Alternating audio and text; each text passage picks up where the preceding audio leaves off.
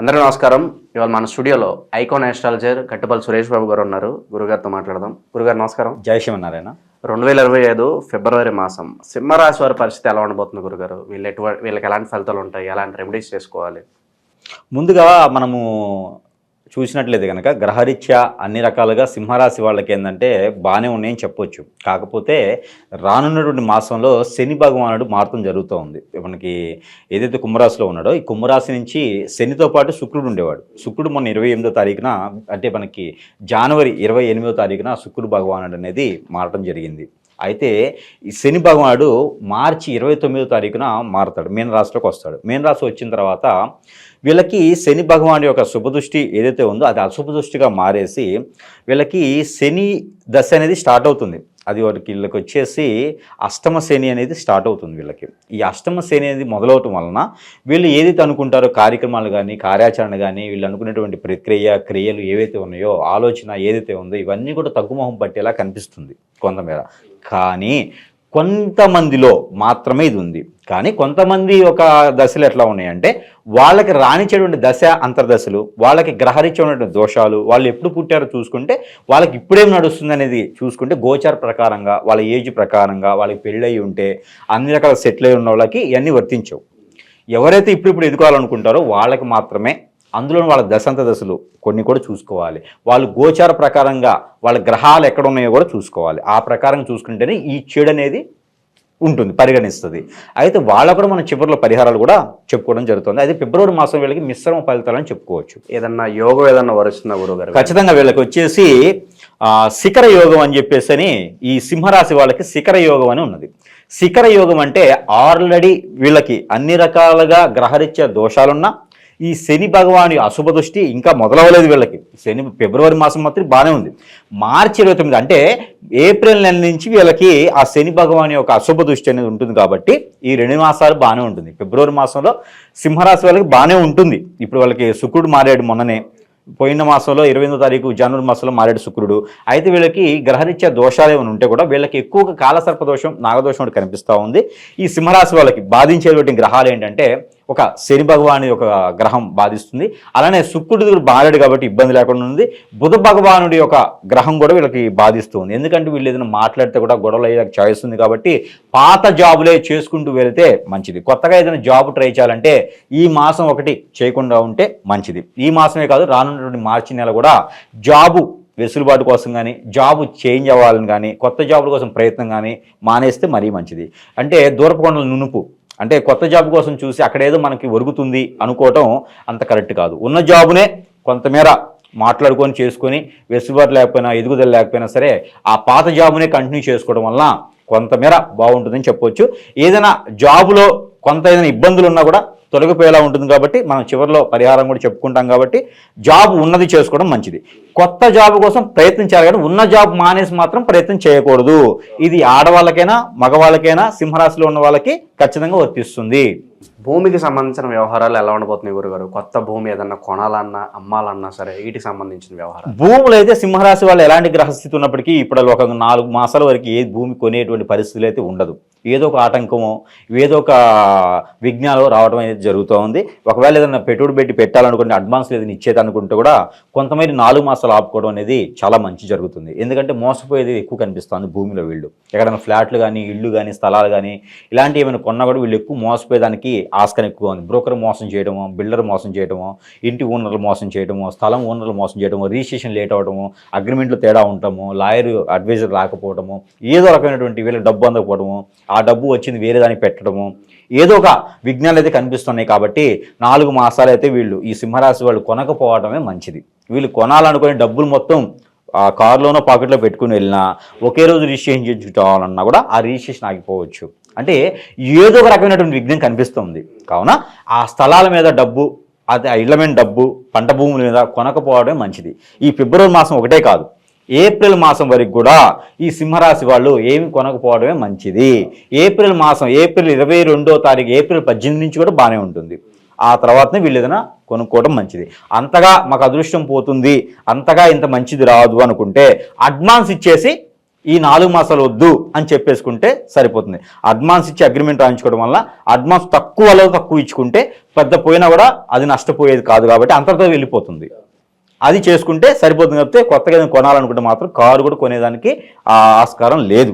ఈ ఒక మాసం ఫిబ్రవరి కాదు, ఏప్రిల్ 18వ తారీఖు వరకు కూడా ఏం కొనడానికి అయితే లేదు. అలానే గృహశోభకు సంబంధించి కొనుక్కోవచ్చు. పాత ఇల్లు ఉంటే మరమ్మతులు చేయించుకోవచ్చు.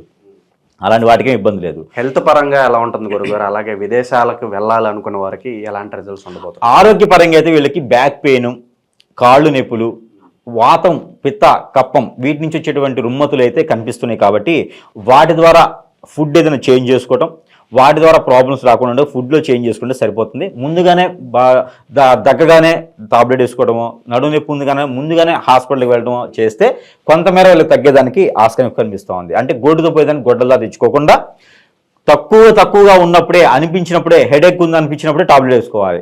తగ్గిపోతుంది సాయం దాకా అది పెరిగిపోతూ ఉంటుంది. అందుకని తక్కువలో ఉన్నప్పుడు వీళ్ళు కనుక దానికి సంబంధించినటువంటి పరిహారం తీసుకుంటాం వల్ల మంచి జరుగుతుంది అనమాట. ఆరోగ్యం బాగానే ఉంటుంది కానీ మొండిగా వెళ్ళి చేయకూడదు. ప్రయాణాల్లో కూడా ఆలోచించి చేయాలి. చికాకులు, పరాకులు, చిరాకులు అన్నీ వస్తాయి.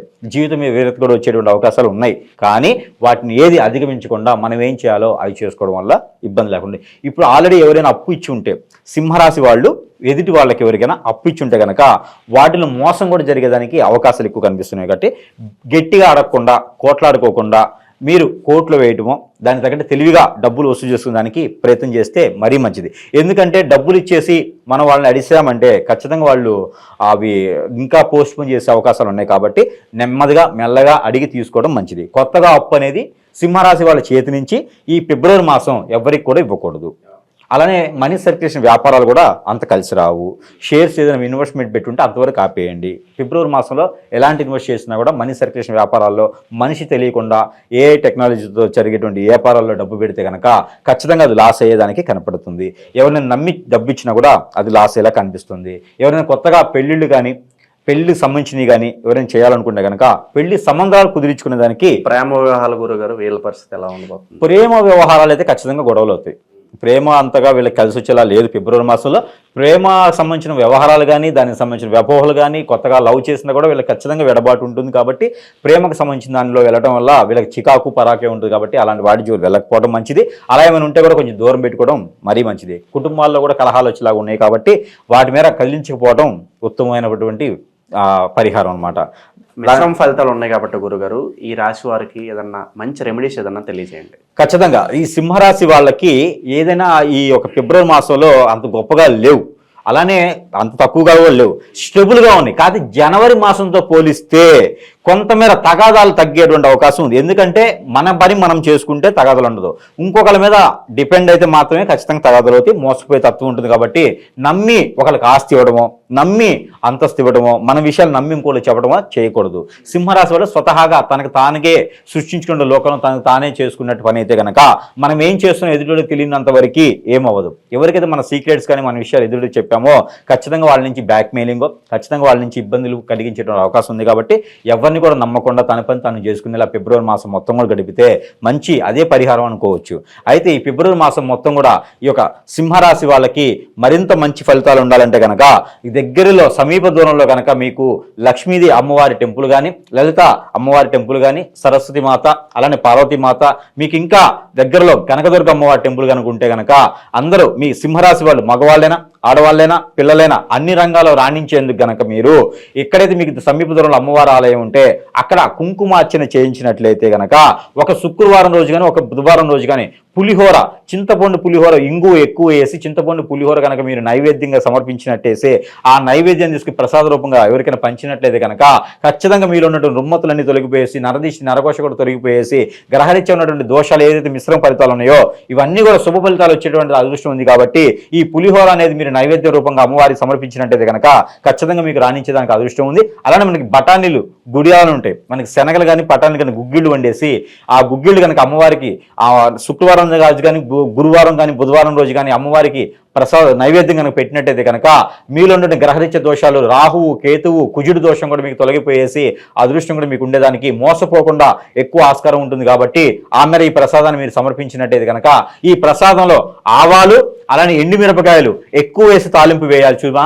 అందులో వీళ్ళకి బెల్లం కూడా అందులో కలిపినట్టయితే కనుక ఏదైతే ఆ రవి భగవాన్ యొక్క దోషం కూడా ఉందో అవి కూడా తొలగిపోయేదానికి మీకు ఆస్కారం ఎక్కువ ఉంటుంది. కాబట్టి ఈ మేర గుడాలు, గుగ్గిళ్ళు అంటారు ప్రాంతీయ భాషలో, అవి కనుక మీరు వండి అక్కడ పెట్టి చేసినట్టయితే అమ్మవారికి మినిమం 1 కిలో పావు, 1 కిలో మీద పావు కిలో వండేసి కనుక ఏదైనా అమ్మవారికి ఆలయంలో కనుక మీరు సమర్పించినట్టయితే నైవేద్య రూపంలో మీకు నుండి గ్రహరీత్య దోషాన్ని కూడా తొలగిపోయేదానికి ఎక్కువ ఆస్కారం ఉంది. అలానే మనకి మహాకుంభమేళ ఇంకా ఫిబ్రవరి 26 తారీఖు మాస శివరాత్రి వరకు ఉంది. కాబట్టి ఈ సింహరాశి వాళ్ళు చేయాల్సినటువంటి పెద్దలు చేసిన కర్మలు ఏమైనా ఉంటే పోయిన మాసంలో చేయలేనటువంటి పరిస్థితుల్లో ఉన్నప్పుడు ఎవరైనా ఉంటే కనుక వాళ్ళందరూ ఈ కర్మ కార్యక్రమాలు కానివ్వండి, ఈ మంచి శుభదృష్టి ఉండేందుకు ఈ యొక్క మాసంలో మీకు సమీప దూరంలో ఉన్నటువంటి చెరువు, కాలువలు, అలానే ఏరులు, సెలయేరులు, బ్రహ్మగుండాలు ఇలా ఉంటే కనుక అక్కడ మీరు స్నానం ఆచరించినట్లయితే మీకున్నటువంటి రుమ్మతులు, గ్రహరీత్యం ఉన్నటువంటి దోషాలు, ప్రకృతి నుంచి వచ్చేటువంటి దోషాలు, వాత, పిత్త, కఫ నుంచి వచ్చేటువంటి దోషాలు, మీకున్నటువంటి దోషాలు ఏవైతే ఉన్నాయో అవన్నీ కూడా తొలగిపోయేదానికి ఆస్కారం ఎక్కువ ఉంటుంది. కాబట్టి ఆ మేర